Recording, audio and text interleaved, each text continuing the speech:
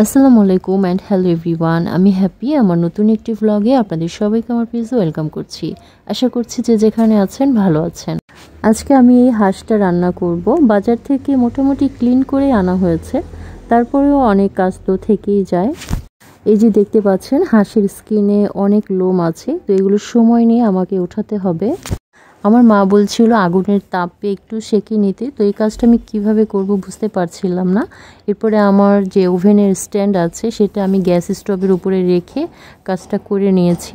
আর এখন তো একটু শীত শীত চলে এসেছে, আর শীতের সময় নাকি হাঁসের শরীরেও একটু তেল হয়, তো সেটাই দেখলাম খুব তেল হয়েছে আর কাটতেও ওই জন্য কষ্টই হচ্ছিল। যাই হোক, আমি এটাকে কেটে রেডি করে রেখেছি।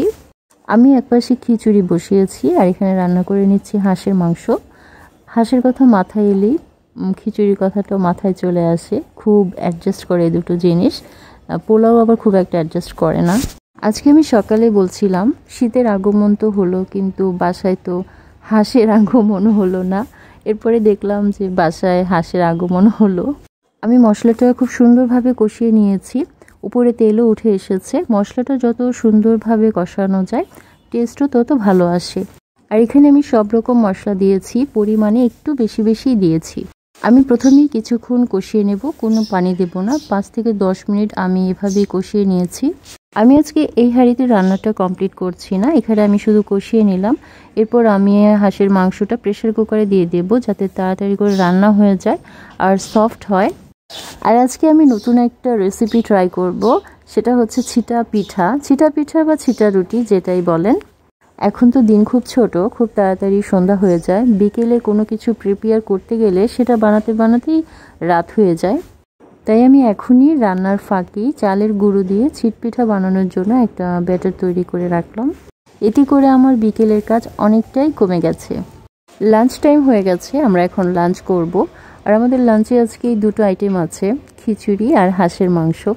যদিও খিচুড়িটা দেখতে আজকে কেন যেন খুব একটা ভালো লাগছিল না, but the taste was perfect. আর একটা মজার কথা হচ্ছে, মাকে আজকে সকালে ফোন করে বলেছি মা একটু কথা আছে, বাসায় আসতে পারবে? মাকে যদি বলতাম খিচুড়ি আর হাঁসের মাংস রান্না করব, বাসায় এসো, মা কিন্তু আসতে চাইতো না।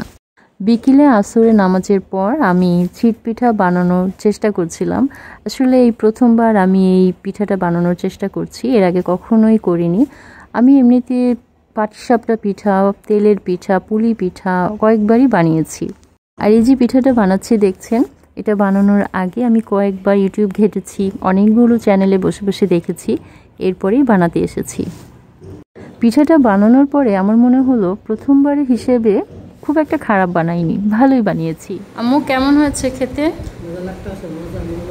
মজা। দেখতে একদম ফুলের মতো লাগছিল। আর আমার মনে হয় পিঠাটা ভাজার পর খেলে একটু বেশি মজা পাওয়া যায়। আজকের ভিডিওটা কেমন লেগেছে জানাবেন, ভালো লাগলে লাইক কমেন্ট করে আমার পাশে থাকবেন।